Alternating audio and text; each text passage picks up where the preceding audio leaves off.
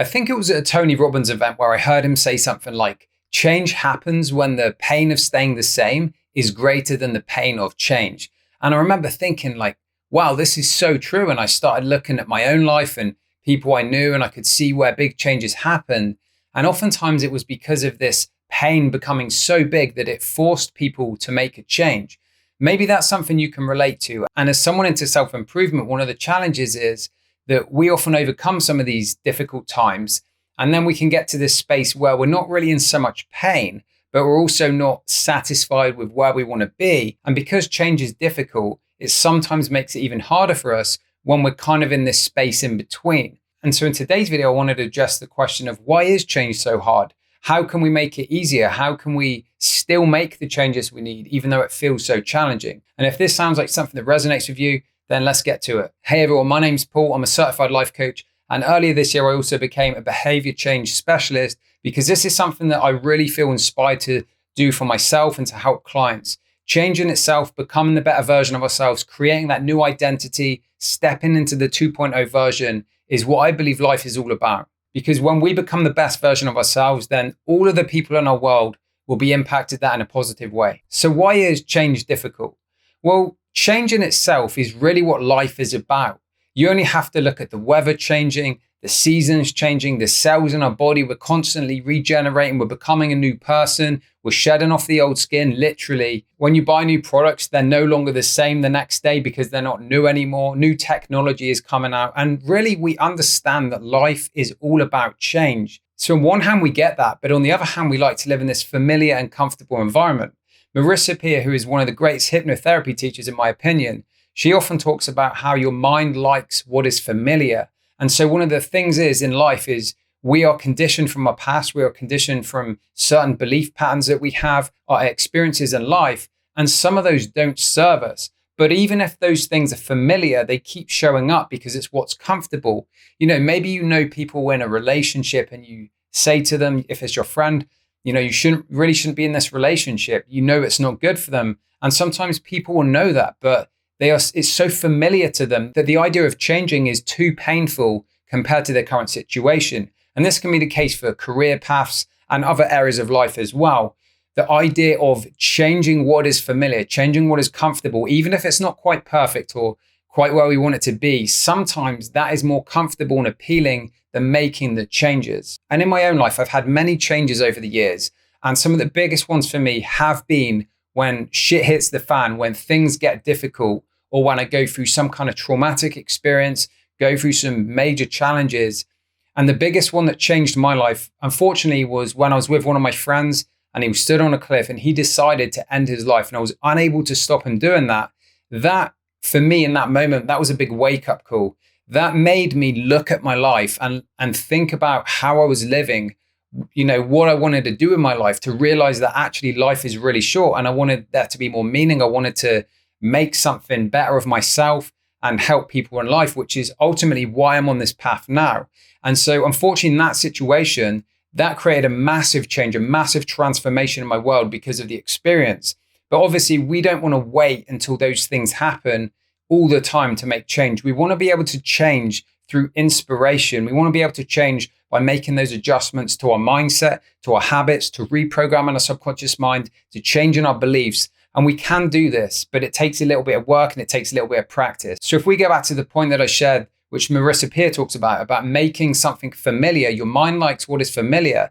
That means we can start to change that by incorporating new beliefs, whether it's through affirmations, whether it's through visualization, whether it's through journaling and writing or meditating and picturing the things you want, whether it's through surrounding yourself with different people.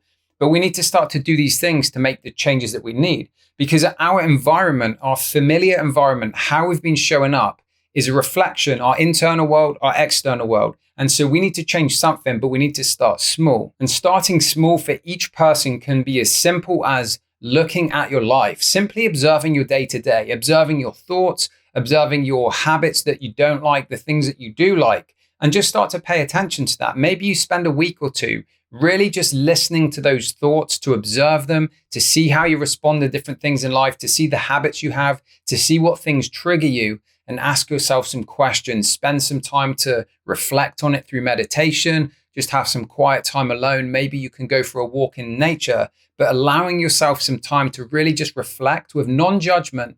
This is just part of the process. The early phase is to just bring the curiosity to it and just see what it is for how it is with no judgment. Doing this is going to give you a new sense of awareness of your current reality. And this is really the first step to be able to change. It's knowing where you're currently at. No BS, no lies, just telling yourself the actual truth. Here's where I am. That's okay. Now, where do I want to go? So the next phase is looking forwards. Where do you actually want to go? And oftentimes when I'm working with clients, one of the first things I'll get them to do is go through a deep values process to really identify what is actually showing up in their life, what is actually important to them that they want to achieve. Because then we can set goals that are meaningful based on what is actually important to you in your life. If you want some help with this, I did make a video in the past and I have a free worksheet where you can identify your personal core values. I'll leave a link where you can watch that in the description below. Another reason why change is so difficult is because oftentimes people have the fear of failure. You see, staying the same means that we can keep those excuses, those limiting beliefs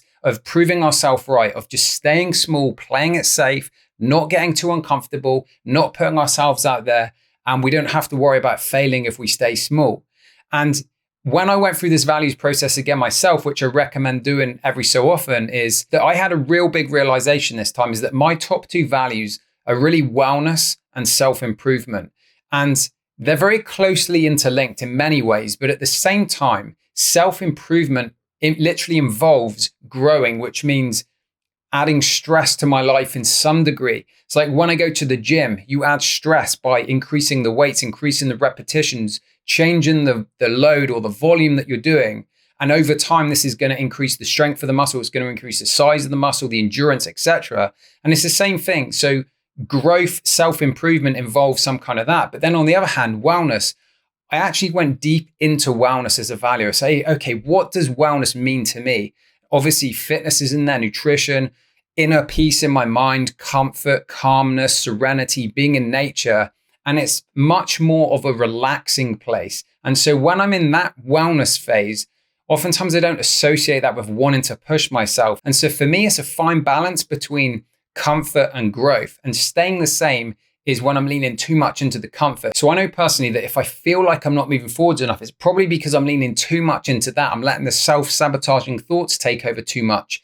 Obviously, wellness is important, but there's definitely some internal limitations there that is holding me back to some degree as well. And so for you, maybe you identify your core values, what's important to you, and then from there you can set goals that are going to help you move forwards to where you want to be. But when I take a step back and I zoom out a little bit and I think of this idea of why is change so difficult, the thing that really stands out the most for me is this idea of loss and letting go. And I'm not talking about things in your life. I'm talking about the internal stuff. So I'm talking about letting go of an old identity or the self-image or the ego or the things that you associate yourself with, that you bind yourself to as this is who I am. So whether you are part of a club of some kind, whether you do a certain sport, maybe you're a musician, you have certain identities that you attach yourself to where it's like, I am the type of person who does this. And so maybe it's even friendships. Maybe you have certain friend groups and part of you is worried about transitioning or changing or breaking away from that. But part of evolving and growing is taking time to reflect on what is no longer serving you. How can I shed some of those old identities or those past versions of me? What is it I need to let go of so I can step into the new? And that's just part of evolving as a human, of growing and becoming more. But it's understandable why there'd be fears around letting go of the old identity and trying to create something new, and even having the space to create something new, because maybe we have some deep subconscious beliefs in there that if we do that, people in our life are going to disappear. They're not going to love us. We're not going to feel connected as we once did, or something along those lines. So those fears are completely understandable. But here's the thing, if there's a desire inside you to change, and I'm sure there is, because I believe that all of us have some element of that where we want to constantly grow and we want to evolve, then we need to start shedding some of those old beliefs, some of those old paradigms, and crafting the new version of who we want to become. And so this starts with the awareness. We then need to look at what do we value. We then want to set some goals that are around our values and in alignment with who we want to become. And then we start looking at how can we make some of these changes through the habits, through the strategies and the different things, whether it's surround yourself with right people, working with a coach. If this is something that you would like some help with, then I'll leave a link below where you can book a call with me, complimentary. We want to see if it's a good fit and see if I can help you move forwards on your journey. If you have any questions, I'd love for you to let me know in the comments below, and I'll be back with another video real soon. Thanks for watching.